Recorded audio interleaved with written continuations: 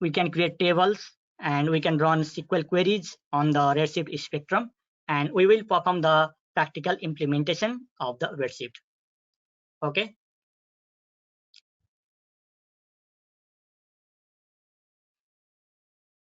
Yes. Before heading towards data warehouse, let's understand about warehouse. I think all of you know about warehouse. Warehouse is a place for storing goods or any raw materials, packaging materials, finished goods, anything. And for instance, also we can take an example of a different e-commerce sites such as Amazon, Flipkart, Daraz, and they have their own warehouse so that they can contain their so that they can place their products and items to be delivered to the customer. So similarly, data warehouse is also the storage where you can store your historical data and perform queries and analysis. So anyone here in the participants, uh, if you have any information, or if you have a chance to get a lesson about the data warehouse, you can explain it about here by unmuting your mic, and you can also discuss about the data warehouse in the chat section. Anyone have an idea of data warehouse? You can tell. Yes, Buddhi Sagar, please explain what you have heard about it. You can unmute your mic, or you can also write in the chat section. Okay.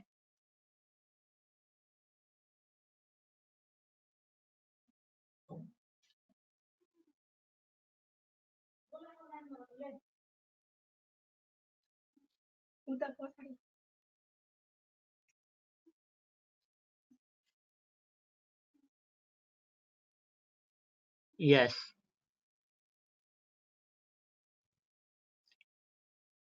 Yes, Buddhi Sagar. Yes, it is a yes, done by business and organization. Yes, it is mainly the purpose of using data warehouse is to keep historical data for different data analytics and business intelligence projects. Yes, yes, Buddhi Sagar. Yes, you are true. And thanks.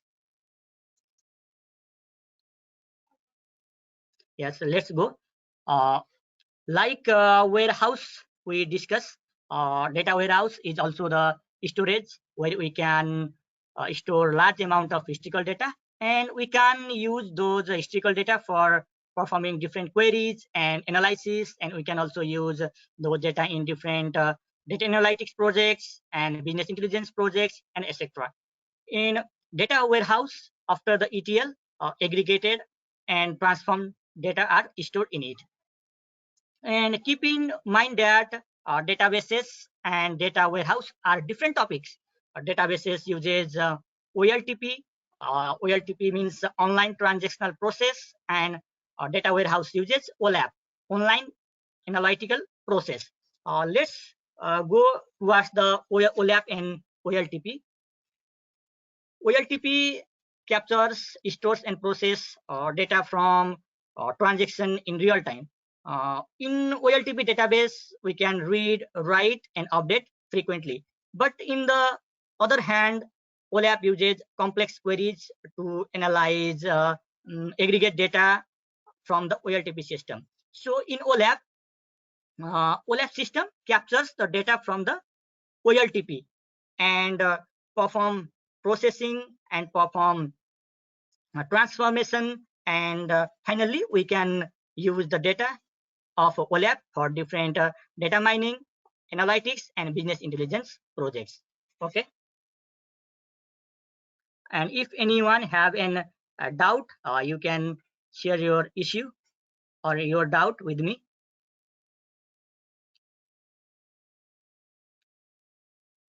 Let's go through the MCQ.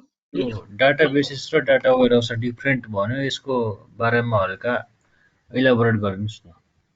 Okay. when you have performed for daily to daily basis, such as banking transaction, we use databases such as SQL Server. Yes, for daily to daily transaction, uh, we can use databases. We can update it and we can retrieve data anytime. But in data warehouse, we can preserve the data only of the historical data. Okay, for daily to daily basis, database is used. For retrieving any data or for any updating, database is used. And to keep the historical data, we use OLAP or data warehouse. Okay.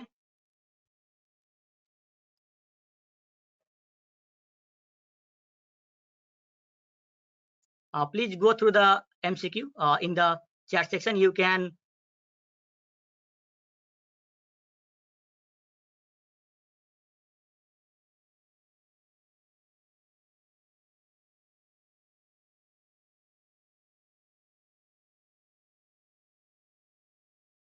yes, Pratiksha, Yogesh, and other participant, please. Yes, so we have discussed about the data warehouse, and we have discussed about OLAP as well as OLTP.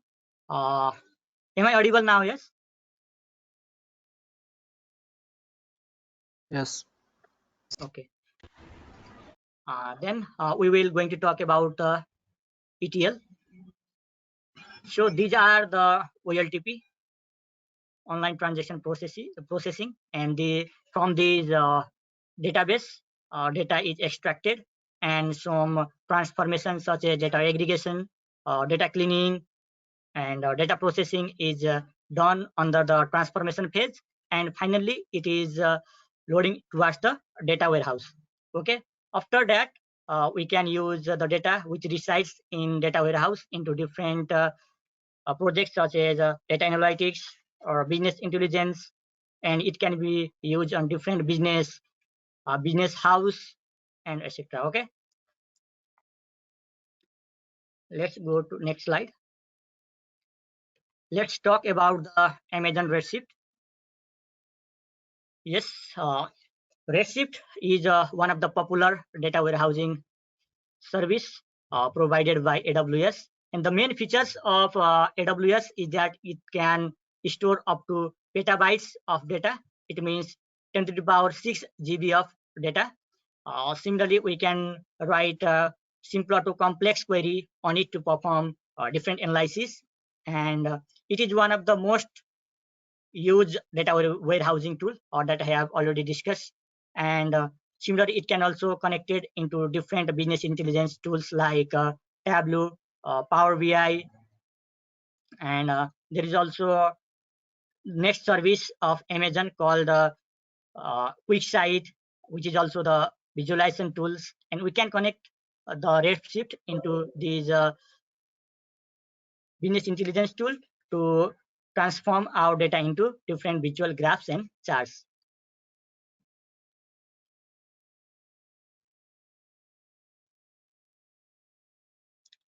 Let's go towards the architecture of Amazon Redshift.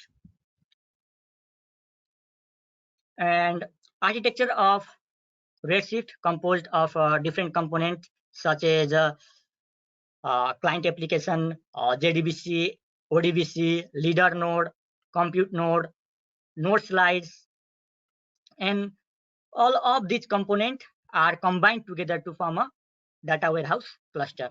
Let's go through each of the components. First one is compute node. The main task of the compute node is to do some processing, and it helps to run queries and command in the Amazon Redshift.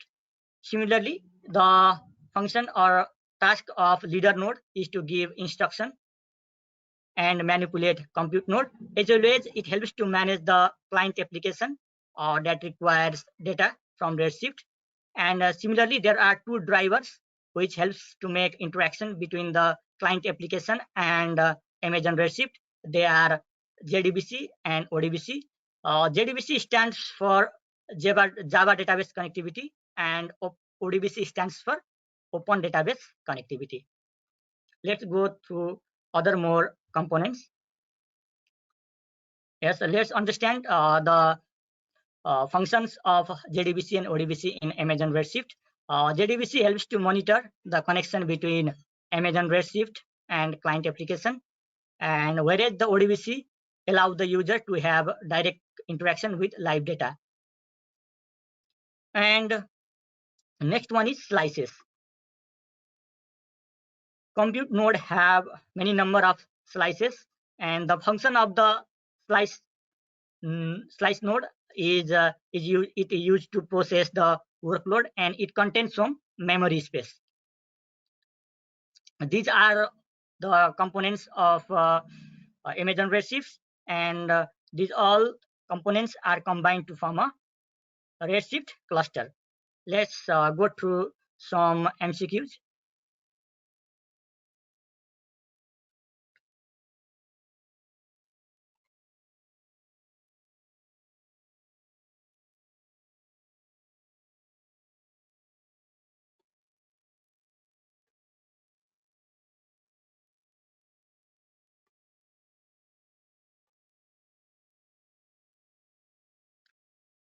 Let's everyone please go through the MCQ.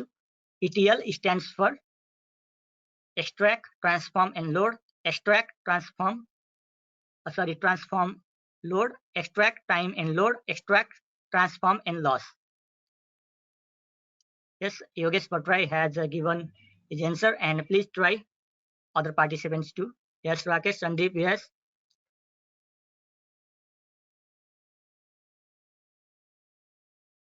Yes, Kushal, other.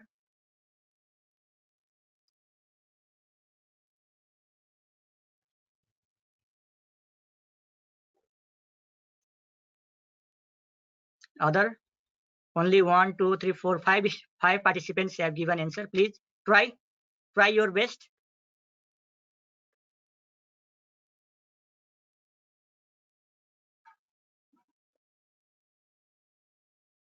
Yes, all of have given answer. I think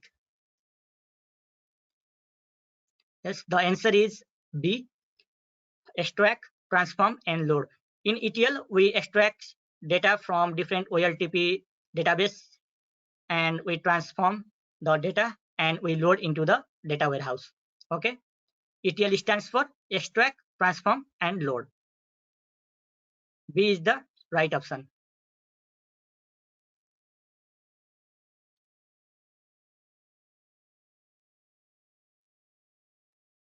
And let's try another MCQ, please.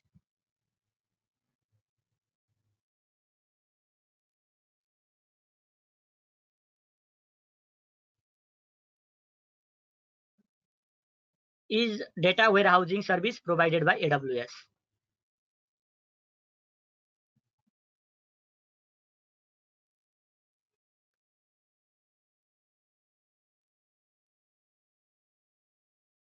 Yes. This was the, I think, the simplest question.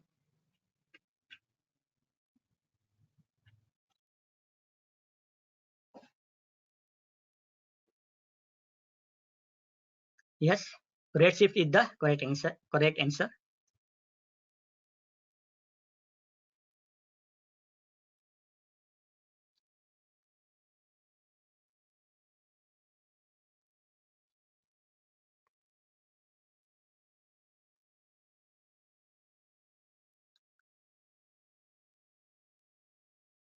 Let's move towards the next topic, that is Redshift spectrum.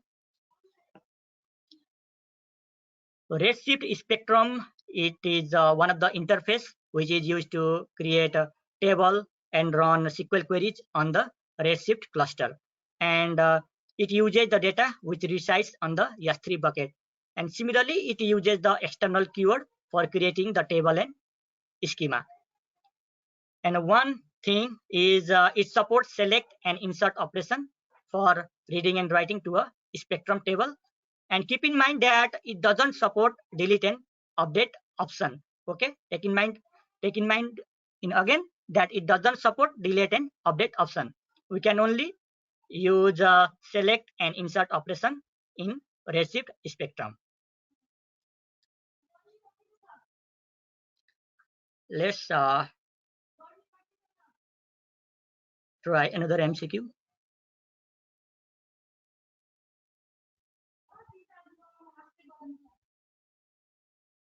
Okay, very nice question. Why we are using the Redshift, not than other data warehousing tools? I have already told that uh, Redshift supports up to petabytes of data, which is one of the most important feature of Redshift, and it also provides the scalability service. That it means that we can increase the number of nodes, and according to our the size of data set. If you have a small data set, then you can use a less number of node. And if you have a large data size or large data set, you can use a many number of node. And the performance of Redshift also very good, and it can process a large amount of data within a minute, which we will see later on. Uh, that's why Redshift is becoming one of the most popular data warehousing tool in this today world.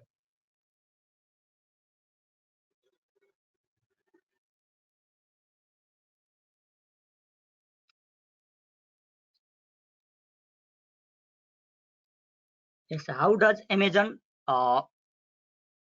Redshift simplify data warehouse? Okay, mainly Amazon in Amazon Redshift, we can connect into different other services that are provided by AWS, such as S3, and we can also connect directly into the Amazon QuickSight for the data visualization purpose. So Amazon provide all the all the other services that are connected with the data warehousing. For the ETL also there is another services, and for data visualization also there is another services called QuickSight, so that in a one umbrella all the services are provided in the Amazon. That's why we can say that Amazon Redshift simplify the data warehouse uh, process. Okay, okay, Kushal Kafle. Sir, thank you.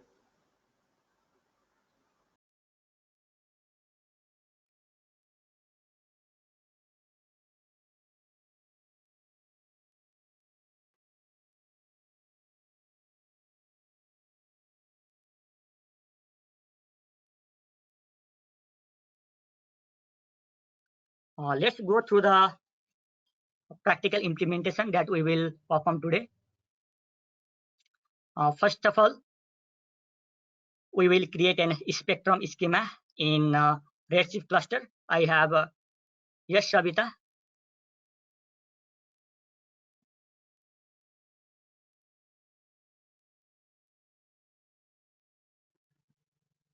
Yes, you can ask.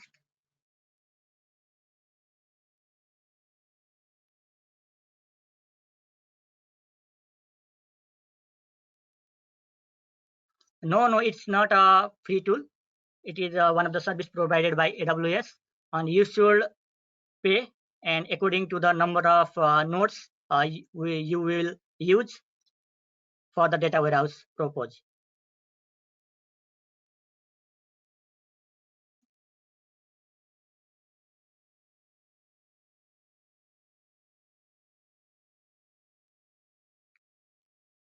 Okay,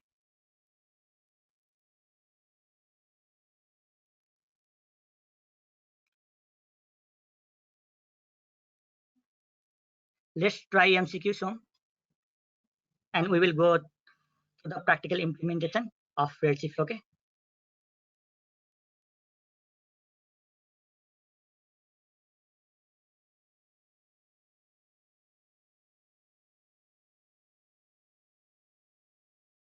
AWS provides the best services among other cloud computing services.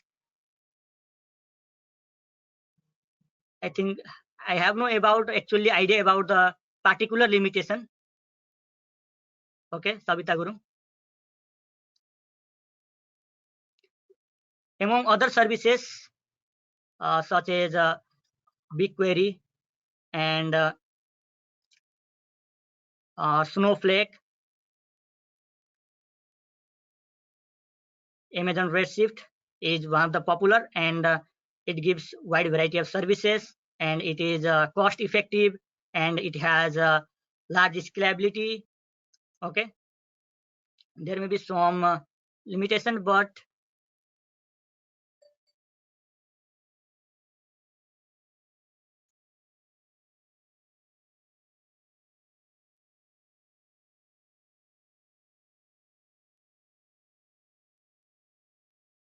I think there may be one limitation that we can only create limited number of cluster. I think in uh, Amazon Redshift.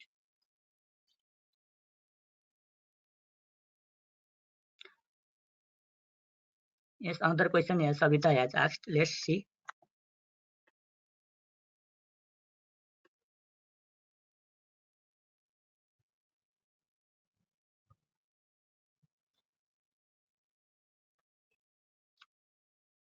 Uh, if you can store data in Redshift, then it is not similar like MSQL Server. Yes, I have explained that MS SQL Server is a database, and MS SQL Server is used for retrieve and access of data for daily to daily use. But in Redshift, we used to keep the historical data, and mainly Redshift is used for business intelligence and data analytical process.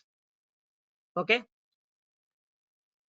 in MS SQL, uh, we used to we used to keep the transactional data for a real time, but in Redshift, uh, we are we used to keep the historical data that can be used for business analytics or business intelligence. We mainly extract the data from services like uh, Microsoft SQL Server and Oracle database.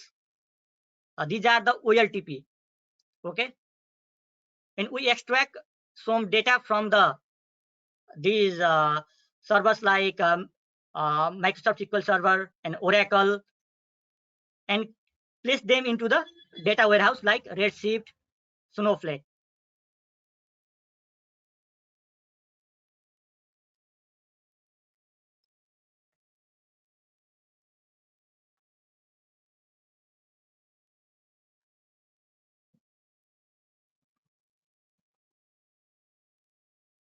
Yes, yes, Nirbhaya Chaudhary.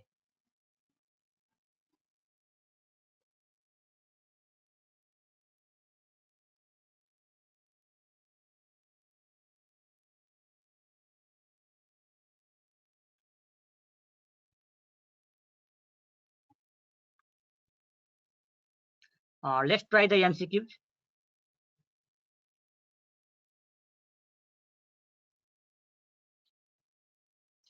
Which keyword is used for creating a table in Redshift spectrum?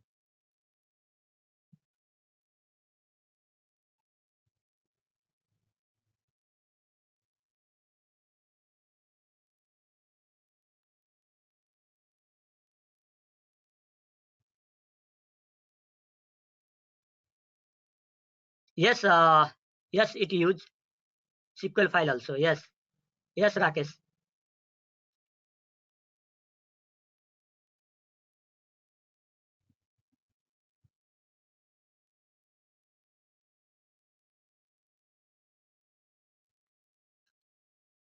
Please solve the quiz given in the chat section, please.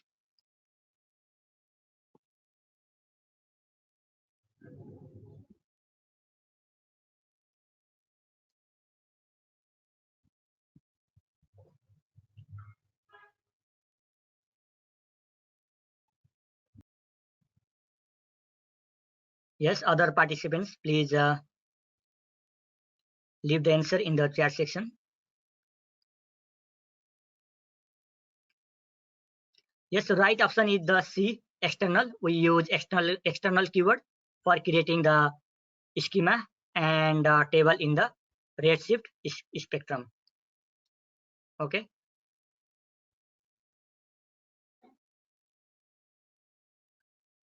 Yes, now we will use the practical implementation.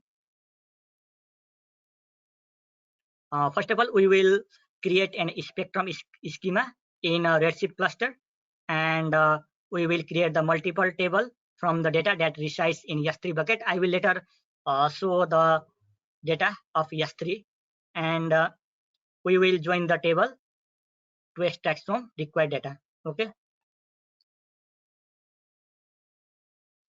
Let's go through the diagram. We already have the S3 bucket, which contains the data file, and we have the Redshift cluster. Now we will write some SQL queries on Redshift cluster, which will go towards the Redshift spectrum, and then it will go towards the S3 bucket and do some perform analysis or do some data filtering, and provides the result into the Redshift spectrum, and again it goes back to Redshift cluster, and we will get the final result as a query response. Okay, you will better understand when we will do the live implementation